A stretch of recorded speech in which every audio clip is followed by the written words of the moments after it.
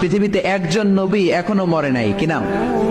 ঈসা আলাইহিস সালাম। উনি আসবেন ইমাম মাহাদির 7 বছর যখন হবে, তার গভর্নিং 7 বছর চলে যাওয়ার পরে আসবেন। ঈসা আলাইহিস সালাম যখন আসবেন, এসে দাজ্জালকে, অ্যান্টি ক্রাইস্টকে নিজ হাতে হত্যা করবেন। চিল্লায় বলেন ঠিক কিনা? এটা ছিল ঈসা নবীর দোয়া। এবার বিশ্বনবী কোন দোয়া করেছেন জানার দরকার আছে না নাই? বিশ্বনবী বলেন, লিকুল্লি নবীন দাওয়াতুন মুস্তাজাবা। প্রত্যেক নবীর জন্য একটা করে দাওয়া মুস্তাজাবা আছে। আলেম যারা আছেন তারা বুঝবেন। দাওয়া মুস্তাজাবা মানে এমন দোয়া যেটা কবুল হয়ে যায়।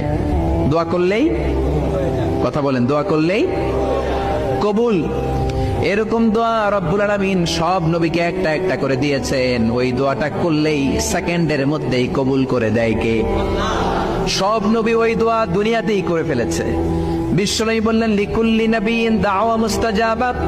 সব নবীর জন্য একটা স্পেশাল দোয়া আছে, দাও বিহা, যেই দোয়াটা নবীরা দুনিয়াতেই করে ফেলেছে। ওয়া ইন্নী আখতাবিউ দাওয়াতি শাফাআতান লি উম্মতি ইয়াউমাল কিয়ামাহ। আল্লাহু আকবার। আর আমি আমার দাওয়া মুস্তাজাবা স্পেশাল দোয়াটা এখনো করি নাই। আমার দোয়াটা এখনো আমি জমিয়ে রেখেছি। কিয়ামতের কঠিন ময়দানে আমার উম্মত যখন বিপদে পড়ে যাবে, আমার উম্মতের জান্নাতে যাওয়ার ব্যাপারে ঝামেলা লেগে যাবে, আল্লাহর অনুমতি ক্রমে শাফাত করে করে আমি আমার উম্মতদেরকে জান্নাতে ঢুকিয়ে দেব। তখন আমি ওই দোয়াটা করব। বিশ্বনবী সেজদায় পড়ে থাকবেন কিয়ামতের ময়দানে। সব নবীরাও বলবে, ইয়া নাফসি ইয়া নাফসি। কেউ যখন আল্লাহর কাছে যেতে পারবে না, সবাই মিলে বিশ্বনবীর কাছে যাওয়ার পরে বিশ্বনবী তখনও মাথা তুলবেন না। বিশ্বনবী কপাল ঠুকে কেঁদে কেঁদে বলবেন, রব্বি হাবলি উম্মতি। ও আল্লাহ, আমার উম্মতকে আপনি মাফ করে দেন। সুবহানাল্লাহ। আল্লাহ বলবেন, নবী ইরফা রাসাক, মাথা উঠান।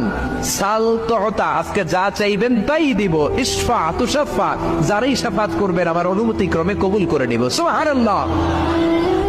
বিশ্বনবী চাইলে ওই দোয়াটা দুনিয়াতেই করতে পারতেন অন্য নবীদের মতো, ঠিক কিনা?